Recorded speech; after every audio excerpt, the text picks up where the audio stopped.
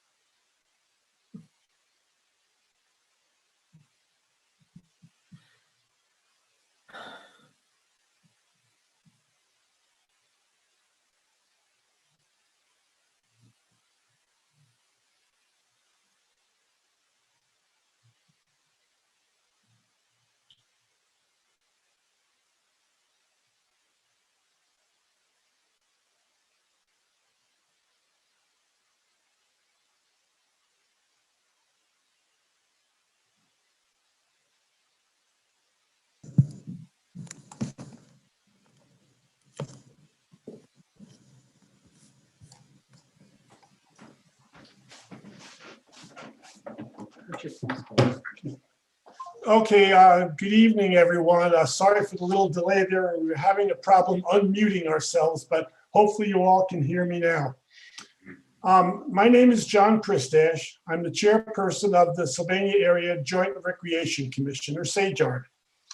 And I want to welcome you all to tonight's first of our, hopefully a short series of virtual town hall meetings. We have two purposes for tonight's meeting.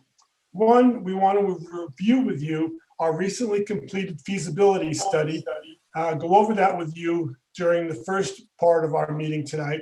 And secondly, we want to go into some breakout rooms and we really want your feedback back on the feasibility study and any comments or concerns that you would have. So to keep things rolling and keep things down to a minimum, I'm going to turn the program over to Mr. Mike McMahon. Mike is our operations manager for the Sylvania Recreation Corporation, one of the arms of SAJARD. So Mike, I'm going to turn it over to you.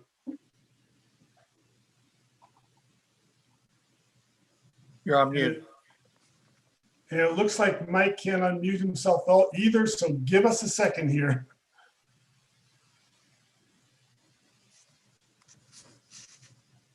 Okay, everybody, thank you for being here tonight. Appreciate you taking your time out of your busy days to come hear about what we've got going on here, the Sylvania Recreation District. Just a couple of housekeeping things here before we get started. This meeting is being recorded. We're going to take this recording afterwards. We're going to place it on our website so that anybody that maybe couldn't be here tonight will be able to access it at a later date and catch up on all the exciting news that we're about to share. Throughout this first part of the presentation, you will be able to submit comments.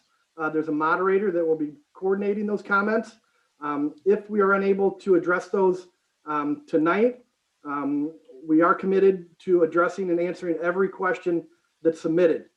So what we'll do over the next few days, if we can't get to those tonight, is we will compile those into a document and we will post that on our website as well.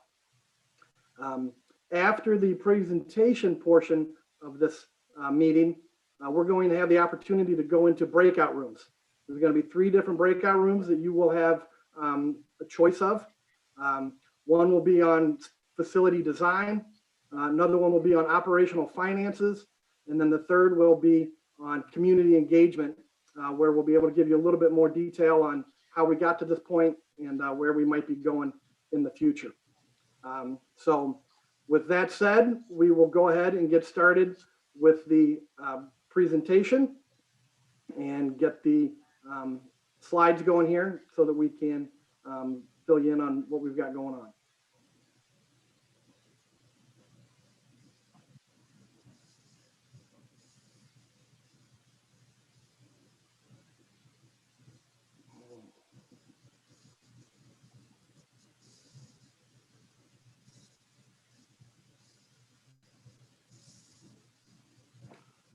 Okay. So first here on the agenda with the next slide, we're going to basically focus on 6 different things here tonight.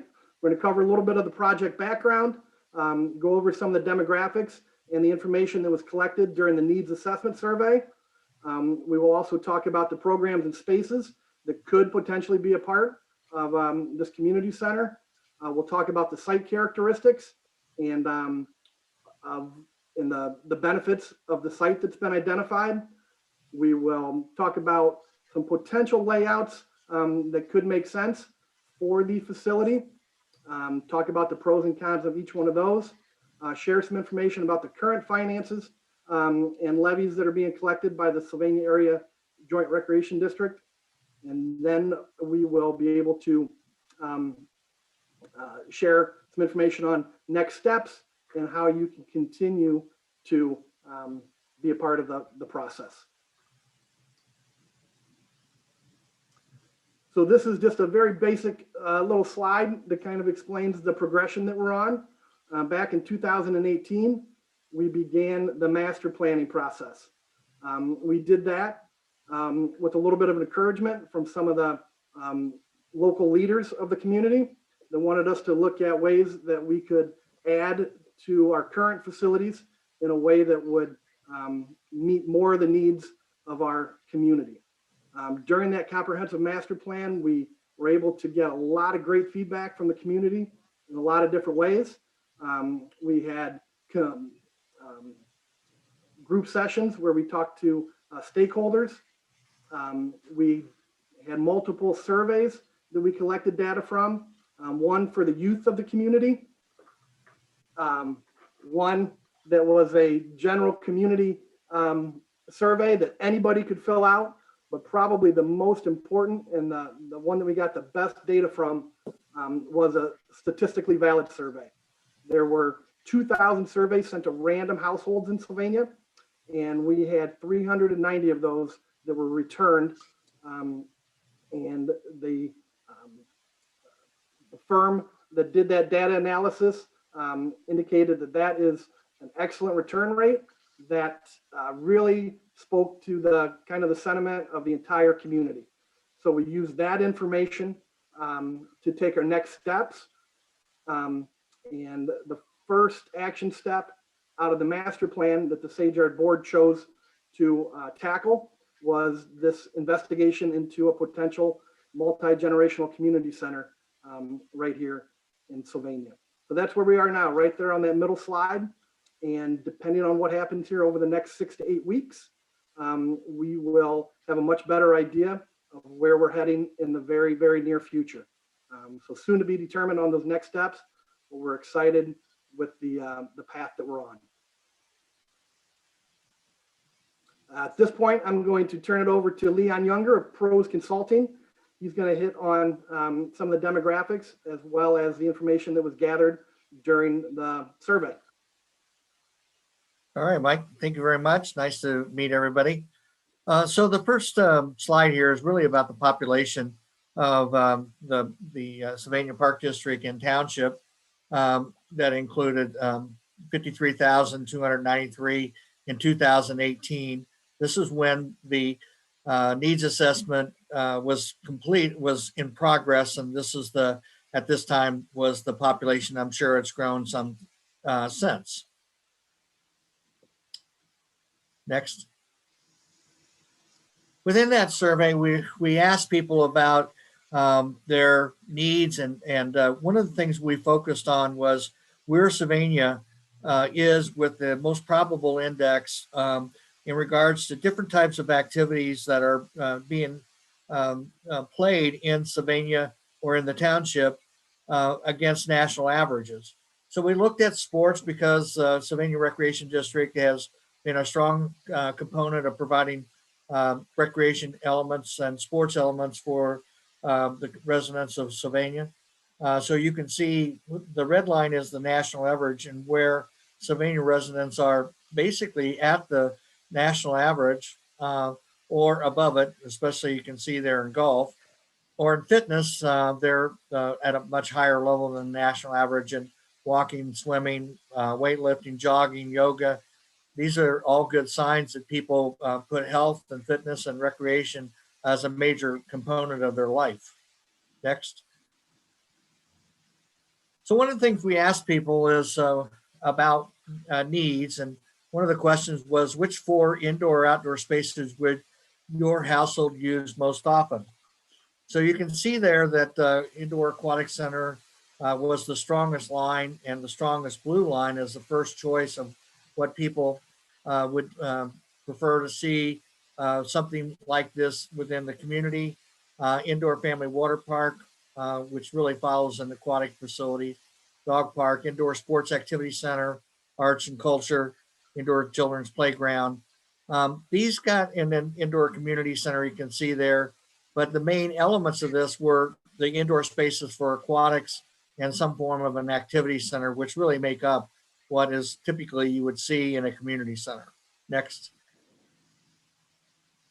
When we ask people, well, if you have a need for it, what is the most important need that you have? And you can see here again, adult fitness and wellness was the strongest line and the strongest blue line, which is most important and second most important.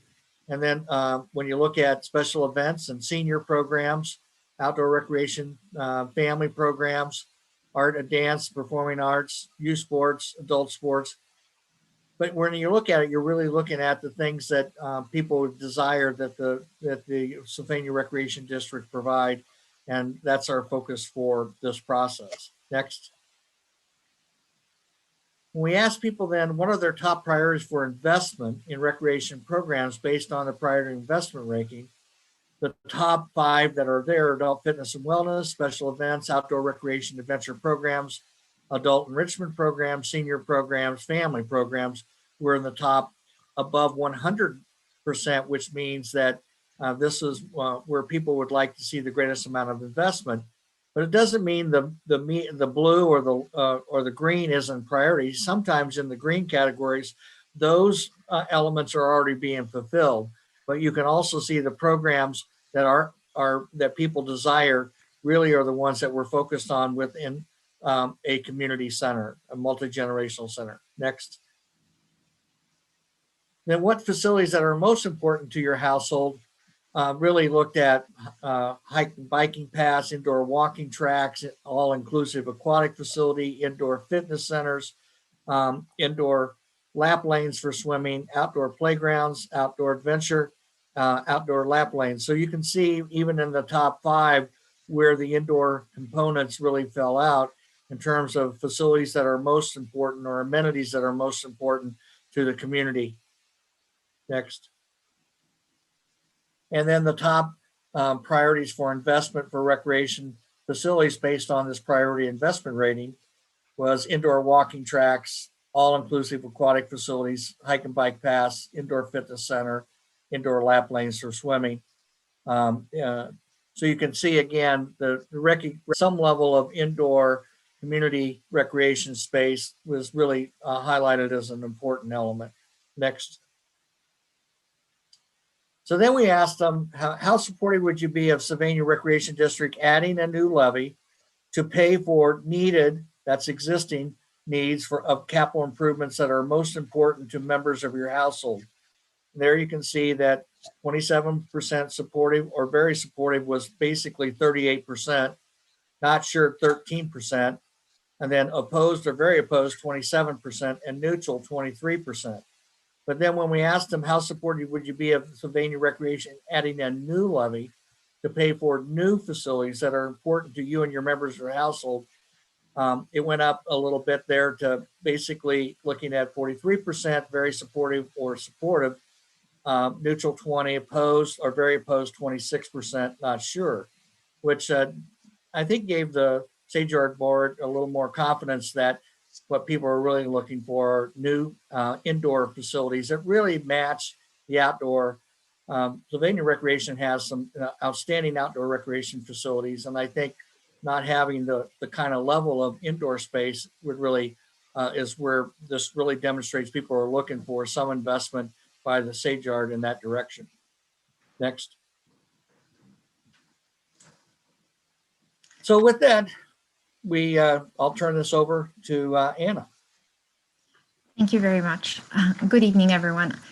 Tonight, I'll present for you the preliminary program that our entire team helped to put together for the Sylvania Area Joint Recreation District Multi-Generational Community Center. I'll use representative images of like spaces to present the program. Generally, I'll say that the program is composed of a gathering space or a lobby space, a gymnasium, a turf field space, an aquatic center, a fitness center, and program rooms. And I'll get into more details about each space as we present the images. Next. So the key takeaway from this portion of the presentation is really that the Sylvania Multi-Generational Community Center will be a very exciting and dynamic place. It will be a place where everyone can come to either relax or to enjoy very many possible activities for people of all ages and all different physical ability levels. And you can see that by looking at the first image, which is a representative image of a lobby. So this is the space this is a kind of a space that one would step into upon entering the community center, and one would immediately be oriented to other spaces within the community center by stepping into the space. And this would be achieved by using a lot of interior glazing so that you could see through to other spaces. There would also be a very easily visible reception area, and there would be a variety of seating for different types of gatherings. Also, the space would have an elevator as a means of easy access to all the different floors of the community center. Next. This slide shows a 3-court gymnasium, which is roughly the size of the gymnasium proposed for the multi-generational community center. You see that the floor is striped for different types of court play. At the perimeter, you see a lot of interior glazing, and this would allow one to see games from outside of the gymnasium. And then near the upper level, along the perimeter, one sees an elevated running track. Next. This slide shows the track from above. You can see that there would be lanes for walking as well as for jogging. At the perimeter, again, you see a lot of interior as well as exterior glazing, and that provides ability to see out as well as for daylighting for the gymnasium space. Next. This slide shows a turf field. The turf field would be striped for many different types of field play.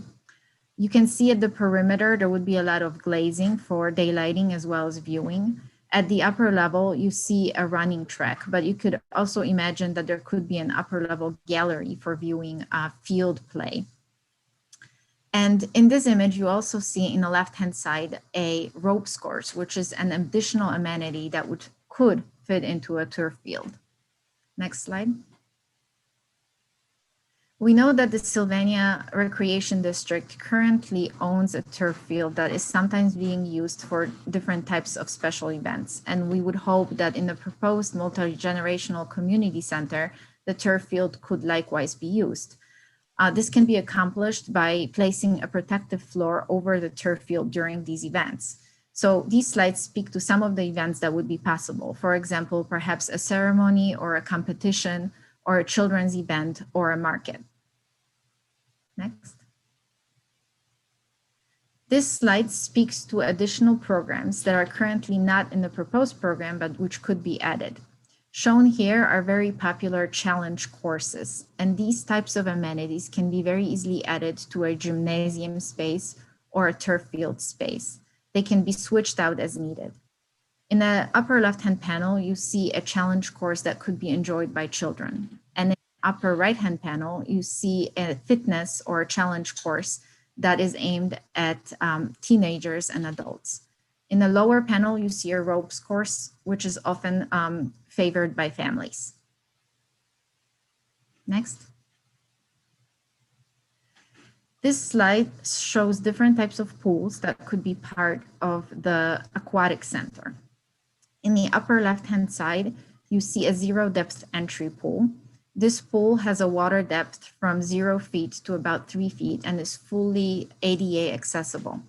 This type of pool is often enjoyed by children as well as families. It often has a play feature. In the upper right-hand side, you see an 8-lane competition pool. In the lower left-hand side, you see a warm water therapy pool. And this is a kind of a pool that is about 3 feet deep, has a temperature that is slightly raised, and is often used by children for swimming classes, as well as by older adults for resistive exercise. This is the type of a pool that could be very easily equipped with a ramp for accessibility. In the lower right-hand panel, you see different types of amenities that could be added to the aquatic center, and that would allow for additional program opportunities. Next. The program for the Sylvania Area Multi-Generational Community Center calls for a generous fitness center with different types of spaces for different types of exercise. So shown here in the left-hand panels are group exercise rooms that could be used for classes such as yoga or dance classes or aerobic classes. These rooms are often equipped with mirrors, ballet bars, T-Rex bars. They come with storage, and sometimes they even have monitors for monitoring physical activity levels. In the right-hand panel, you see spaces that hold equipment for different types of exercise, for example, for cardiovascular exercise, as well as for weight training. Next. The next set of slides will speak to the different types of program rooms that could be part of the community center. Shown here is a general program room, which can be thought of as a classroom, but equipped a little bit more flexibly for different types of events. Next. This is another type of a program room. As you can see, this one has different types of furniture shown, and this shows the flexibility of the general program rooms. These rooms typically have cabinetry, they have a sink, they have a storage room, which is adjacent and which holds furniture that can be brought in and out for different types of events. Sometimes these rooms are divisible. Sometimes these rooms also have a pass-through window to a kitchenette, as shown here. And in some communities, these types of rooms can be rented by individuals. Next. Shown in this slide is a rehabilitation space of a partner. So a partner could be engaged and have space in the community center in exchange for help with funding the center. And I'll speak a little bit more about different types of partnerships that are possible in the next 2 slides. Next. This slide speaks about dedicated program rooms that can be added to the community center. So as an example, in the upper left-hand side, you see a child watch space. And this is the kind of a space that parents might use to drop off a child while using the community center. In the lower left-hand side, you see an esports room. And this is a room that would be equipped with lots of monitors, and it would be used for competitive video gaming. Competitive video gaming is an activity that is gaining popularity amongst teenagers. And it is important to note that prior to video gaming, usually physical preparation is needed. So this kind of space makes sense in a community center.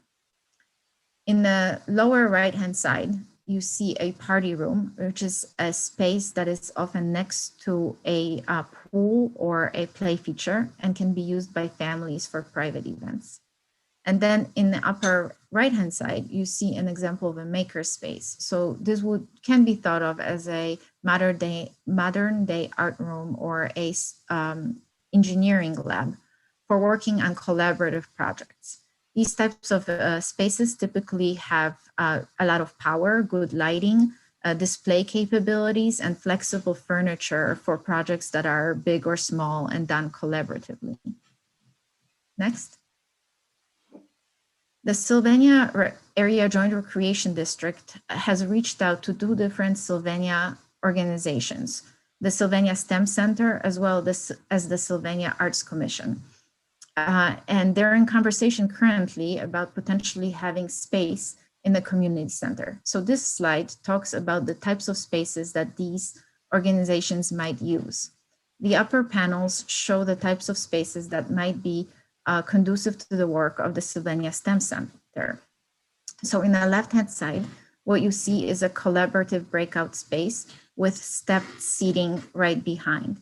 This is the type of a space that can be used for working on projects and then also for showcasing those projects. In the right-hand panel, you see a space that has a variety of different types of seating as well as table surfaces. And these different types of furniture arrangements would be used by collaborative groups working on different phases or stages of projects. In the lower panels, you see different types of theater spaces that would be used by the Sylvania Arts Commission as well as by other organizations. In the left-hand side, you see a stage that is in the center with stepped seating in the surround. And in the lower right-hand side, you see a raised stage with seating in front of it. So these slides conclude the program portion of the presentation. And if anyone has any questions or would like to discuss the proposed program further, please join me in the facilities breakout room at the end of the presentation. Thank you. Wonderful. Thank you, Anna. Definitely a lot of possibilities. Now we're going to talk a little bit about the proposed site. The Sylvania Area Joint Recreation District Board looked at a lot of different potential sites for this project. Knocked on a lot of doors, talked to a lot of property owners, and all the while really kept in mind that they were hoping to find something in central Sylvania. We know there's a lot of property out west of town, but when you get into the central Sylvania and over to the east side, there's not all that many options. So although this isn't a perfect border of Sylvania, it's pretty close. They're up at the top of the page. That's the Michigan line. Down to the bottom is close to Bancroft Road. Out to the left is Kilbourne. To the right is Talmadge. So that yellow dot there indicates the site that has been selected, and we're really excited to show you some of the specifics of it. Next. So I'm going to zoom in here just a little bit. That red dot there, or the red area, indicates about just over 13 acres of land. If you look just below the red, you'll see that big white top. That is the Meyer complex on Central Avenue. Behind the Meyer complex, there is a business park known as Cobblestone Woods. We were able to secure 13 acres of land back there, which is in what I think is just a really beautiful wooded lot overlooking that pond. Just a very nice, serene setting. Next. As we zoom in a little bit more, you'll kind of see that there were 4 open lots that we were able to secure with the purchase agreement, all contingent on where this project goes and securing the proper funding. We're very happy that we don't have to make any final decisions right now, but we have secured and agreed to a purchase agreement as we move forward. This lot is really central to a lot of different popular spots in the Sylvania area, with access off of Central Avenue, as well as King Road being a pretty easy access point as well. Next. And as we zoom in just a little bit more, what I think is by far the most exciting part of this piece of property is that University Parks Trail right at the north side of this property. So there will be easy access for all types of transportation. And as the University Parks Trail continues to expand out to the west, right now we've got, I think, connection to Silica, with plans in the near future to connect with Sylvan Prairie Park, which will connect with Fossil Park, which will connect with Pacesetter Park. And we know all the different houses and developments that are out in that way. So really excited that we're able to find something right on that University Parks Trail that will allow access from a lot of different directions. Next. I'm going to turn this back over to Anna now, and she's going to talk about some different options when it comes to the facility setup. Thank you, Mike. So we have a couple of different options for organization of the program on site, and I would like to walk through them with you tonight.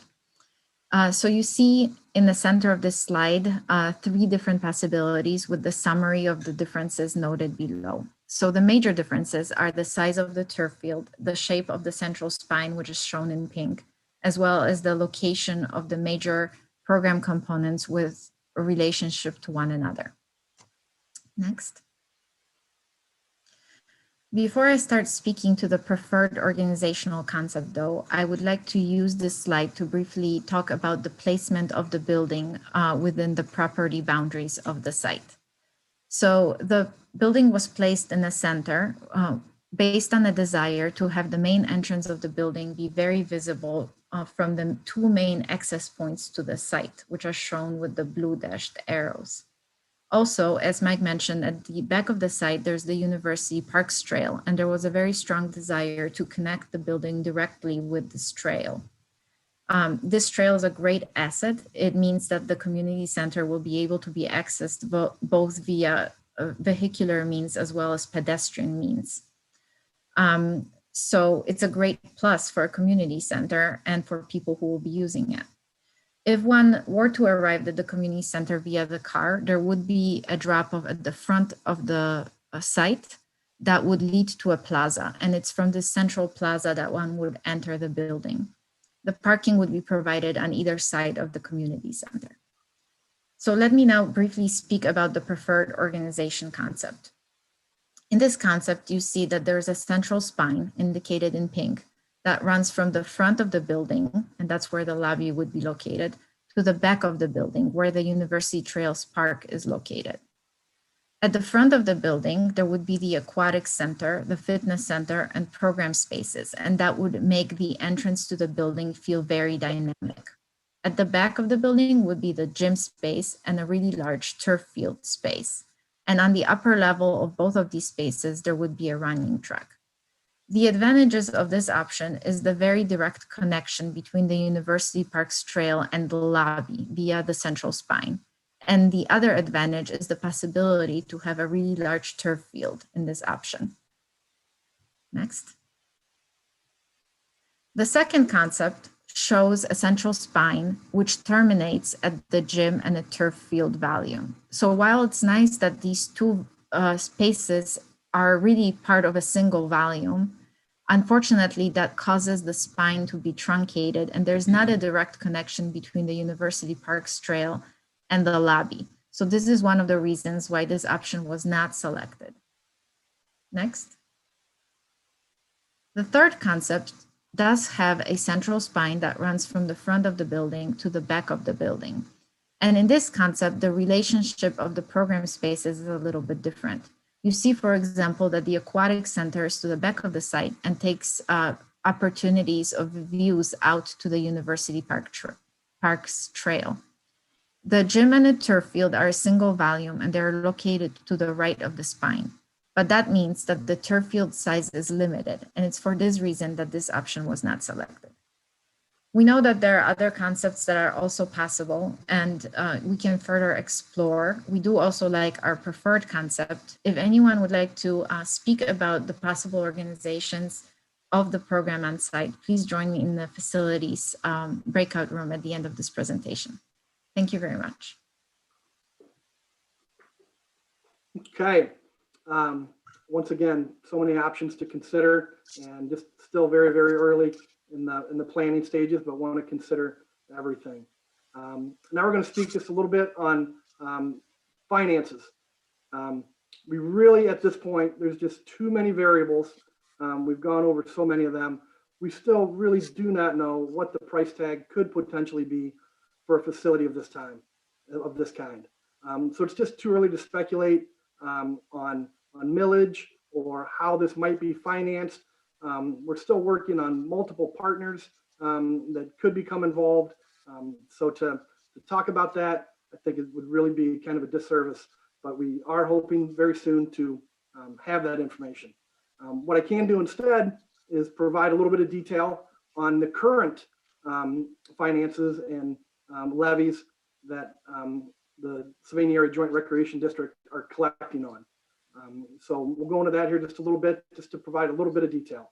So this is a pie chart that shows just what percentage Sylvania Township residents are currently paying towards the Sylvania Area Joint Recreation District. You'll see they're down third from the bottom. 1.6% of your overall property taxes are directed to the rec district. The city of Sylvania, which is the next slide, is very similar, just slightly more at 1.7%.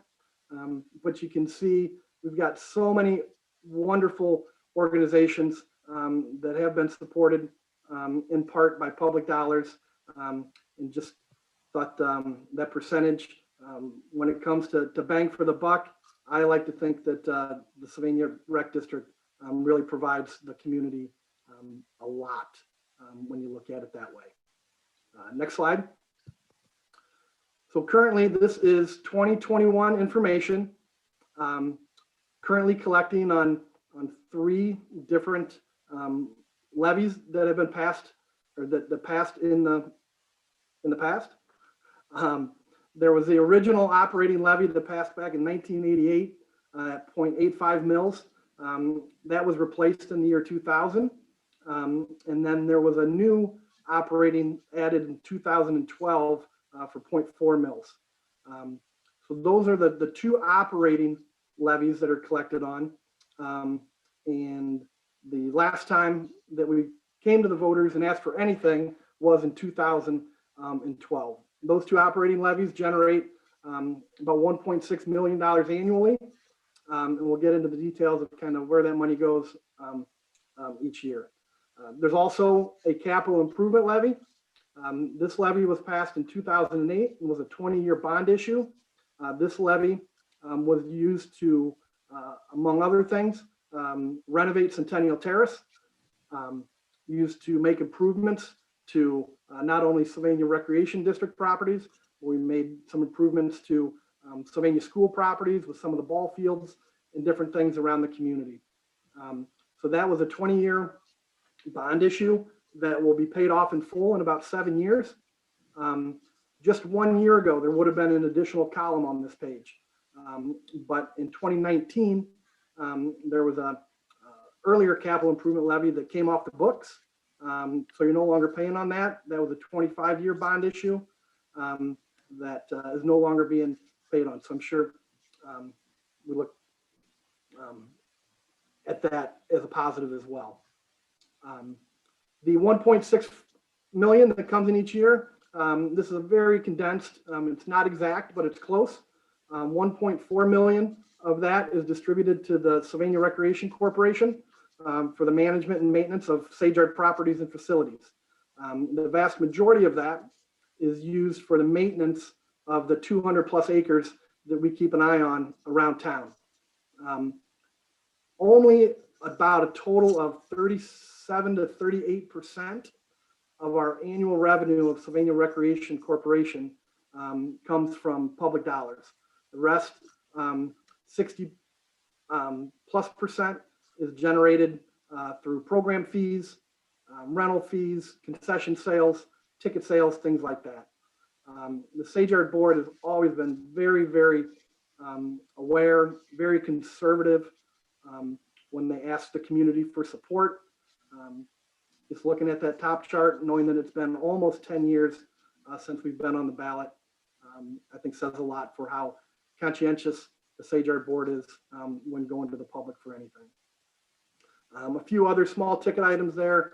Tam O'Shanter receives a little bit from Sage Yard each year for capital improvements of the Tam O'Shanter facility. Administration expenses such as insurance and professional services. And then there's usually just a very small amount left over that's allocated towards capital projects. Over the last many years, the majority of that has been used for asphalt repair. We did utilize some of that for the pickleball project in coordination with the grant that was received. But utilizing that and finding projects on an annual basis is not difficult, keeping up with 200 plus acres of property. In the bottom chart there, these are actual examples of home values in Sylvania, whether it be the township or the city. Pulled these right off of the Lucas County Auditor's website. If you look at the top there, a $164,000 home pays less than $80 to Sage Yard on an annual basis. Go to the next extreme with a $400,000 home valued by the Lucas County Auditor, paying less than $200 to Sage Yard. Again, Sage Yard Board and its affiliate organizations work very, very hard to make sure that we're utilizing those funds effectively and efficiently. And no matter what direction this process goes, that will continue to be a very important approach that the Sage Yard Board takes. At this point, here's the schedule moving forward. There will be another live stream public forum held on Thursday, April 29th. That is 6 weeks from today. So the information that's about to be gathered in these breakout rooms, as well as through the comments that have been submitted, will be taken into account over the next many weeks. Will be some revisions made, some changes in certain things. So we want to hear everybody's input. So here in just a minute, you will have the opportunity to select a breakout room. Anytime after this meeting's over, you can also go to the PlaySylvaniaPlan.com website, and there's a way to submit comments there that will come into an email box that we can communicate that way as well. So let's get to these breakout rooms and hopefully get some good constructive discussion going.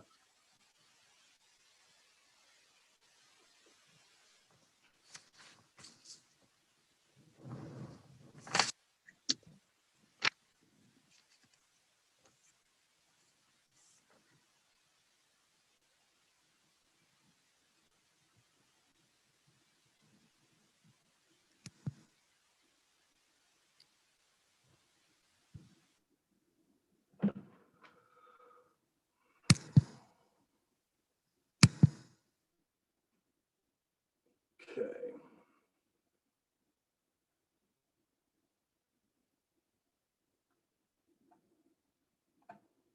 Bear with us just 1 minute.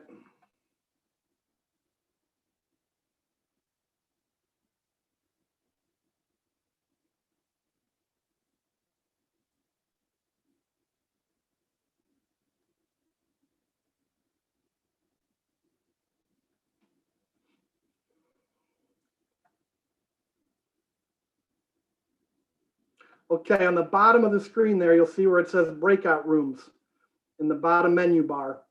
If you select one of those, click on that, there you go. You guys figured it out before I did. Nice work.